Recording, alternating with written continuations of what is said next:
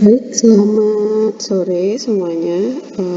Pada pertemuan kali ini kita akan belajar melalui video materi karena ada beberapa hal yang harus disampaikan karena minggu lalu sudah libur karena ada Hari Raya Galungan, jadi ada satu materi yang tertinggal. Yang pertama kita bahas terkait dengan yang pertama review materi dulu yang minggu lalu. Minggu lalu kita sudah belajar tentang luas bidang, kemudian luas majemuk. Yang kedua kita belajar tentang titik berat bidang, kemudian titik berat majemuk. Seperti yang sudah saya sampaikan pada minggu lalu, jadi minggu lalu sudah ada persiapan sebenarnya, atau sudah saya sempat singgung terkait dengan tugas yang akan saudara buat. Jadi untuk mengetahui atau mengevaluasi sejauh mana pemahaman tentang materi pertama, hari ini saya berikan tugas untuk materi luas penampang majemuk. Nah, di sini ada dua soal. Yang pertama itu untuk NIM ganjil, yang kedua untuk NIM genap. Nah, apa bedanya Bu? Bedanya adalah tentang pemisahan pias-pias bidang. Jadi sebenarnya untuk dimensi sendiri dia sama. Untuk hanya 400, di sini juga 400, kemudian tebal flanknya adalah 8 mm. Yang ganjil juga sama, kemudian tebal yang bidang di bawah ini adalah 13 mm, kemudian untuk tebal badannya adalah 8 mm, di sini juga sama, kemudian untuk lebar dimensi penampang majemuknya juga sama, 200 mm. Kemudian di sini yang membedakan adalah jika di NIM ganjil itu dipisah atau dibagi menjadi 5 pias penampang. Jadi nanti untuk rincian luas bidangnya ada 5. Kemudian untuk yang genap nanti rincian luas bidangnya menjadi 4. Nah, seharusnya nanti total antara luas penampang majemuk dan titik beratnya harusnya sama, namun beda di rincian tiap piasnya saja. Jadi kalian kerjakan sesuai dengan contoh soal yang sudah diberikan minggu lalu.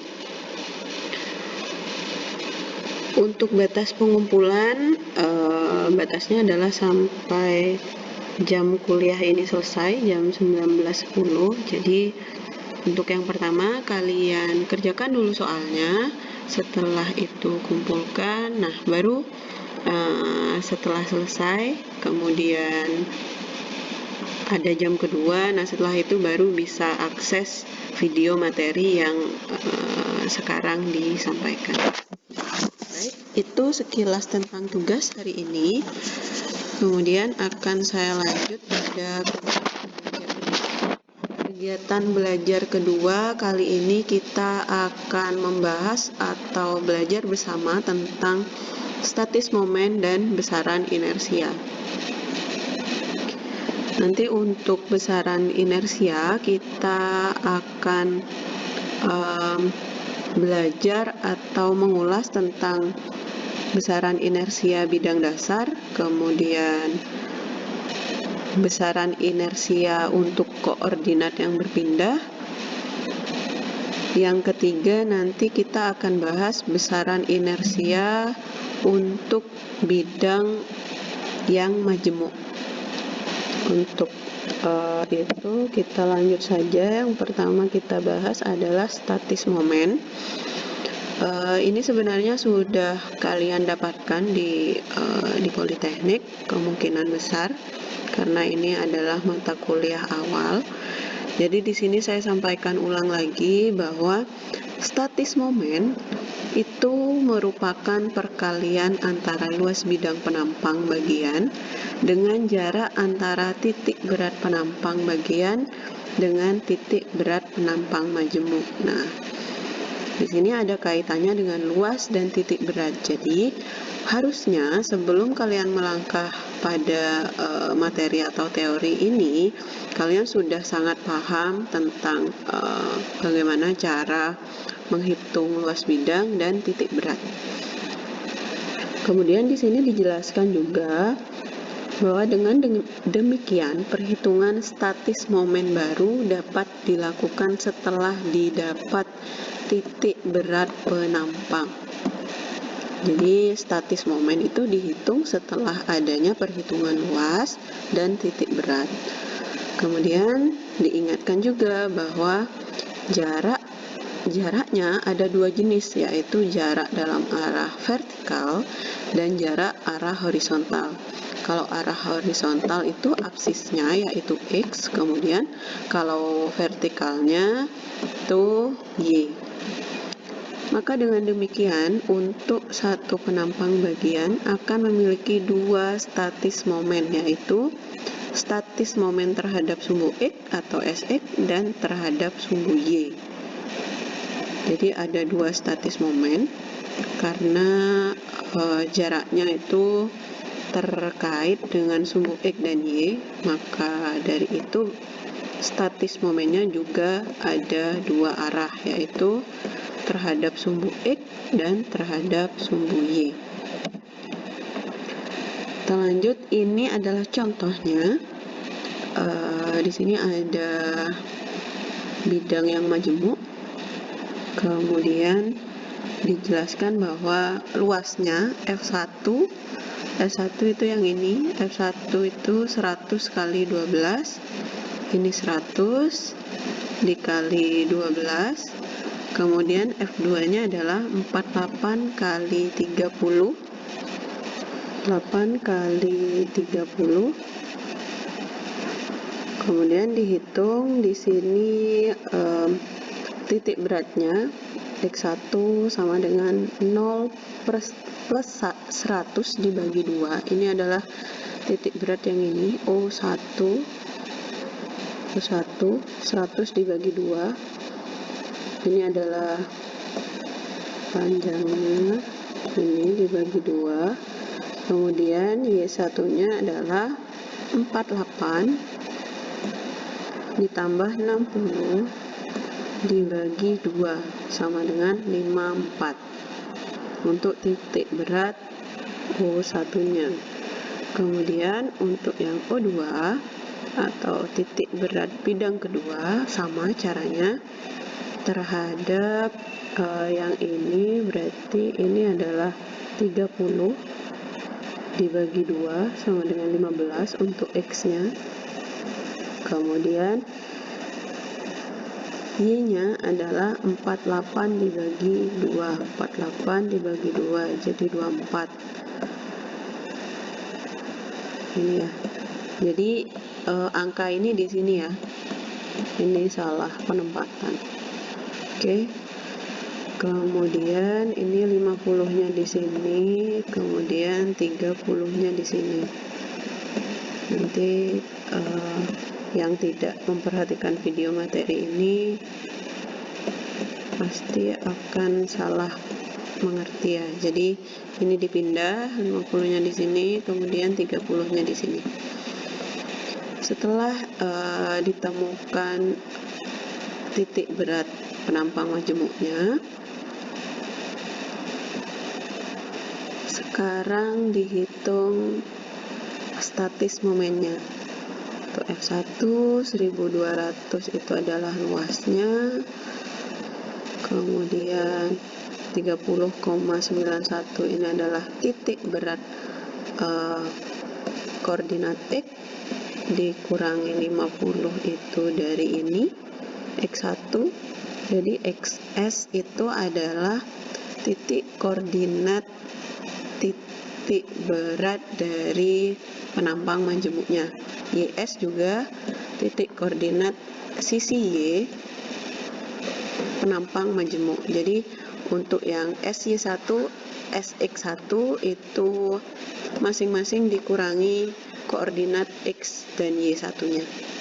Oke, kita sesuaikan aja sama ini 54, ini 54. Oke, kemudian untuk yang penampang bagian 2, penampang yang bagian 2 yang ini, untuk SY2-nya sama, ini F2 harusnya, ini F2, ini F2 karena 1440. Kemudian XS min X2, X2-nya adalah 15, and then di bawah ini YS min Y2. Nah, Y2 di sini adalah 24. Jadi untuk koordinat atau titik berat penampang majemuknya dikurangi koordinat titik berat penampangnya. Jadi hasilnya untuk penampang bagian 2 untuk SY2-nya sekian, kemudian XX2-nya juga sekian. Oke, next.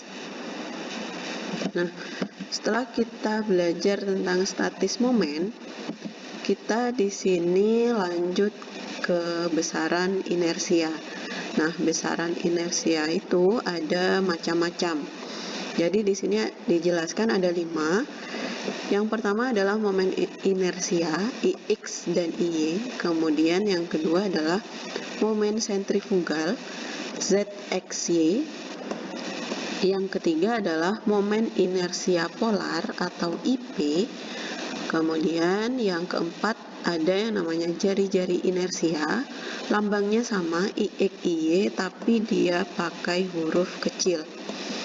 And then di sini ada yang namanya jari-jari inersia polar, sama dengan lambang momen tapi dia pakai huruf kecil. Jadi kalau momen dia pakai huruf besar, kalau jari-jari I-nya pakai huruf kecil. Jadi seperti ini. Kemudian dijelaskan di bawahnya di sini bahwa untuk menentukan nilai besaran inersia suatu penampang, ingat, secara umum ditentukan berdasarkan formulasi berikut. Yang pertama, momen inersia itu sama, ada dari sumbu X dan sumbu Y. Kalau dari sumbu X itu Ix sama dengan integral Y pangkat 2 df. Kemudian untuk inersia sumbu Y-nya itu integral X pangkat 2 df. Dan yang ketiga ada momen sentrifugal Zxy itu sama dengan integral Xy df. Kemudian di sini dijelaskan pula tentang momen inersia polar. Itu caranya adalah integral R pangkat 2 df atau bisa juga IP sama dengan Ix plus Iy. Yang kelima, dijelaskan di sini ada jari-jari inersia. Nah, untuk jari-jari entah itu inersia atau inersia polar itu akan sangat diperlukan momennya, hasil dari momen dan luasnya. Jadi seperti ini misalnya, Ix jari-jari inersia arah sumbu X itu sama dengan akar momen inersia arah sumbu X per F atau luas. Kemudian untuk Iy itu sama dengan akar momen inersia sumbu Y dibagi luas. Kemudian sama halnya juga dengan jari-jari inersia polar. Jadi IP sama dengan akar momen inersia polar dibagi dengan luasnya. Jadi kalau jari-jari inersia dan jari-jari inersia polar itu membutuhkan hasil dari perhitungan momen, entah itu inersia ataupun polar, dibagi dengan luas penampang.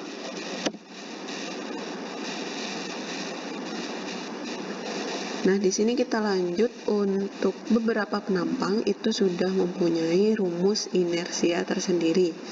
Seperti halnya dengan perhitungan luas bidang, keliling bidang, kemudian ada cara menentukan titik berat di minggu lalu.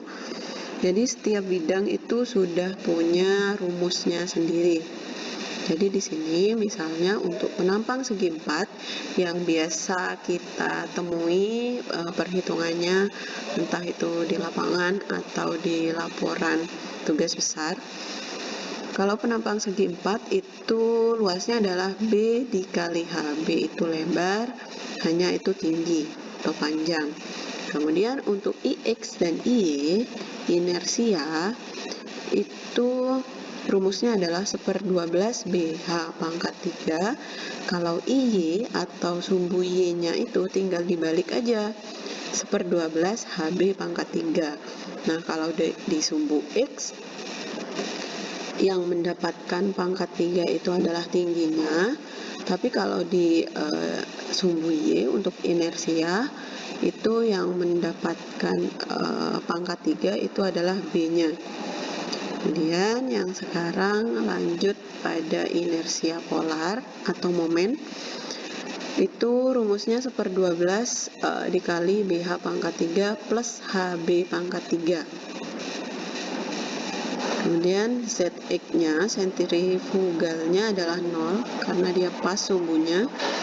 Kemudian untuk IX atau inersia jari-jari inersia sumbu X itu rumusnya 0,289H, kemudian IY-nya adalah 0,289B. Jadi untuk X itu yang diperhitungkan atau yang dimultiple dikalikan adalah H, kalau IY yang dikalikan itu dengan B-nya.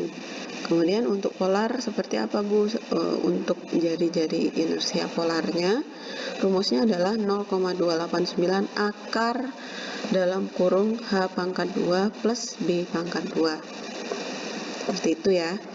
Jadi di sini juga dijelaskan tentang inersia, rumus inersia lingkaran, kemudian luas lingkaran, ini ada momen inersia polar, kemudian di sini sentrifugalnya, and then di sini jari-jarinya, jari-jari inersia, dan yang terakhir jari-jari inersia polarnya.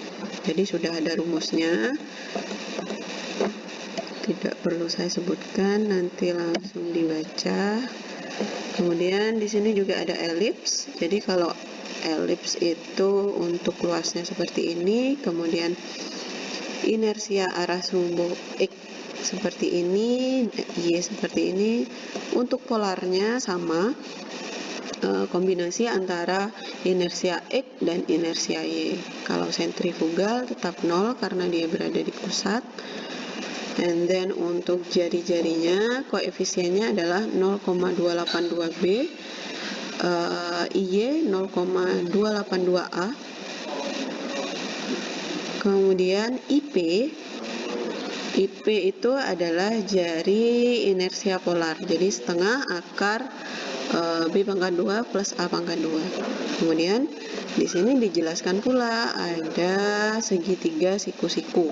Segitiga siku-siku yang sudah kalian terima minggu lalu itu bahwa untuk mencari titik beratnya itu adalah 1/3 B, 2/3 B, dan 1/3 H, 2/3 H.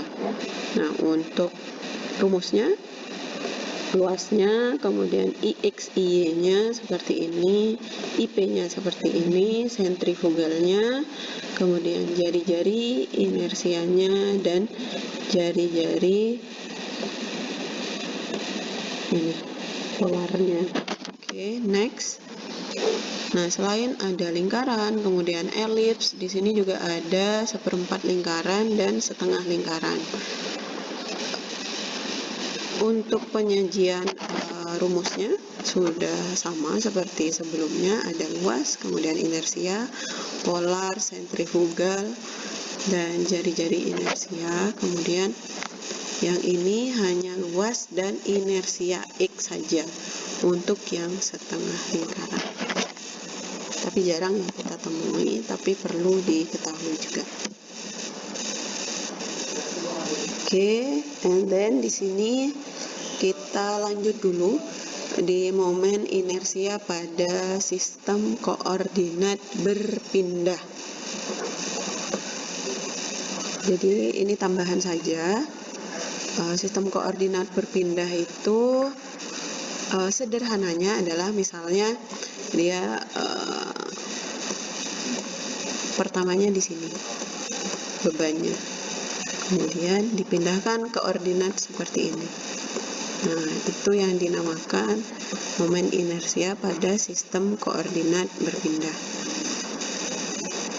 Jadi rumus-rumusnya seperti ini, tidak saya singgung secara detail. Jadi nanti untuk konsentrasinya kita ke momen inersia yang bidang majemuk dulu. Kalau yang sistem koordinat berpindah kita ulas setelah ini saja. Jadi ini adalah rumusnya. Kita fokus pada yang sudah diberikan kotak seperti ini. Jadi untuk momen inersia terhadap sumbu X itu IX aksen sama dengan IX tambah A pangkat 2 dikali F. Kemudian untuk IY aksen, untuk inersia yang berpindah pada sumbu Y, itu rumusnya adalah IY plus B pangkat 2 kali F. And then di sini ada momen sentrifugal.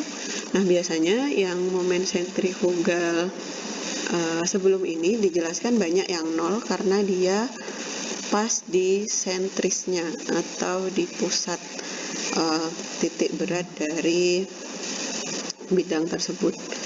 Kita lihat di sini. Nah, ini dia. Penampang majemuk adalah penampang yang merupakan penampang hasil kombinasi. Ini bisa dibaca ya. Intinya adalah kita akan menemukan dari cerita-cerita ini, kita akan menemukan momen inersia polar. XI, kemudian ini IP sama dengan IX plus IY. Runtutan caranya adalah seperti yang di atas. Kemudian untuk rumusnya, jari-jarinya sama seperti yang dahulu atau seperti yang sudah disampaikan sebelum slide ini. Jadi jari-jari inersia entah itu dalam sumbu X atau sumbu Y itu memerlukan hasil dari inersia momen dari sumbu XY dan luas penampang. Oke, ini ada contoh untuk penampang majemuk untuk mencari momen inersianya. Jadi yang pertama di sini ada ukuran 60, 48, 0, 30 dan 100. Kemudian di sini langkah pertama yang dilakukan adalah menghitung luas bidang sesuai dengan piasnya. Jadi pias 1 dan pias 2. F1 sama dengan 100, panjangnya 100 dan tingginya adalah 12 di sini. 12 dari mana? 60 dikurangi 48. Jadi 12 1200. Kemudian F2 itu adalah 48, tingginya dikali 30. Hasilnya seperti ini. Nanti ini bisa dikalkulasi ulang ya. Siapa tahu contoh soalnya salah mungkin begitu. Kemudian yang kedua, langkah kedua kita hitung koordinat titik berat penampang. Yang pertama U1, U2. Jadi yang U1 itu titik X-nya harusnya 100/2, benar 50. Kemudian untuk yang Y-nya, karena ini 12, berarti ini 6, harusnya 54. Sebenarnya tanpa rumus pun bisa ya, pakai logika aja. Kalau ini 12 berarti setengahnya kan 6. Ini sampai sini 48 ditambah 6 berapa? 54. Oke, benar. Kemudian U2 ini ke sini, kalau X-nya harusnya 15. Ini benar 15. Kemudian Y-nya adalah 24. Harusnya 48 bagi 2 kan? 24. Oke, sudah benar. Jadi sebenarnya nggak perlu pakai ini juga bisa ya, dikira-kira aja grafisnya atau koordinatnya. Yang selanjutnya kita hitung adalah titik berat penampang majemuk XS dan YS. Caranya adalah sigma atau jumlah FI kali XI per jumlah luas keseluruhan. Jumlah luas keseluruhan sudah didapat. Kemudian untuk yang di atas FI kali XI 1200, maaf bukan FI, F1 maksud saya, 1200 kali 50 X1 nya, kemudian F2 kali X2 15, didapat hasil. Kemudian untuk Y nya F1 kali Y1 tambah 2 kali Y2, ini 1200, kemudian F1, ini F2 1440 kali 24, hasilnya seperti ini. Ini bisa dicek juga nanti hasilnya benar apa enggak, seperti ini ya. Oke, selanjutnya yang kita hitung adalah momen inersia penampang majemuk. Jadi IX1 dan IX2. Jadi tinggal masukkan saja 1/12 B kali H pangkat 3 untuk yang penampang 1, kemudian di sini YS min Y1.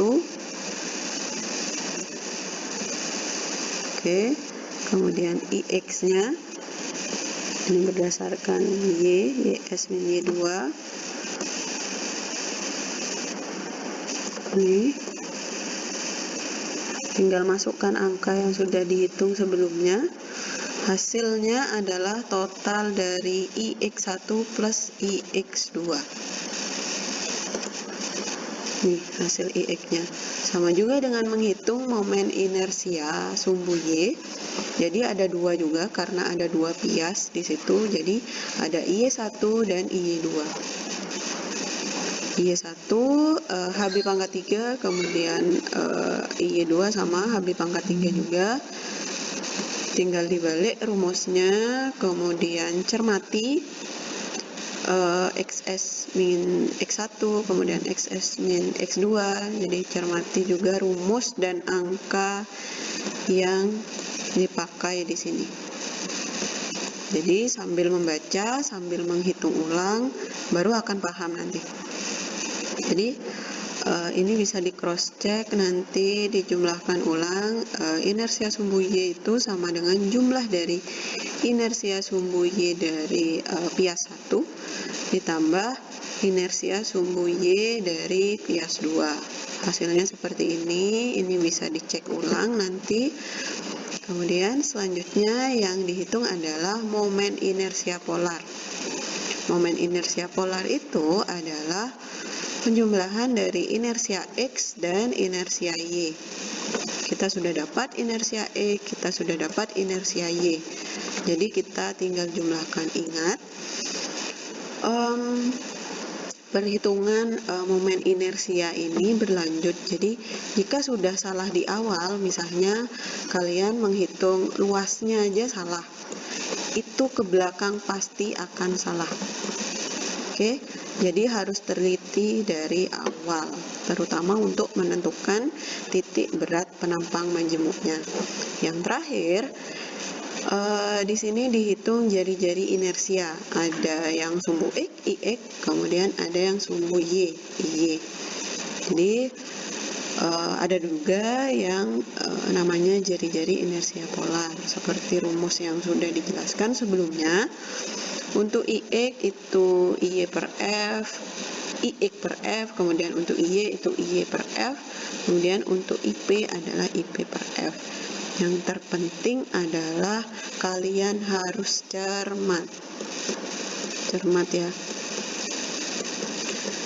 Nanti untuk perhitungan, kemudian rumus-rumus, kalian bisa cocokkan ya dengan materi yang disampaikan atau literatur yang lain. Kadang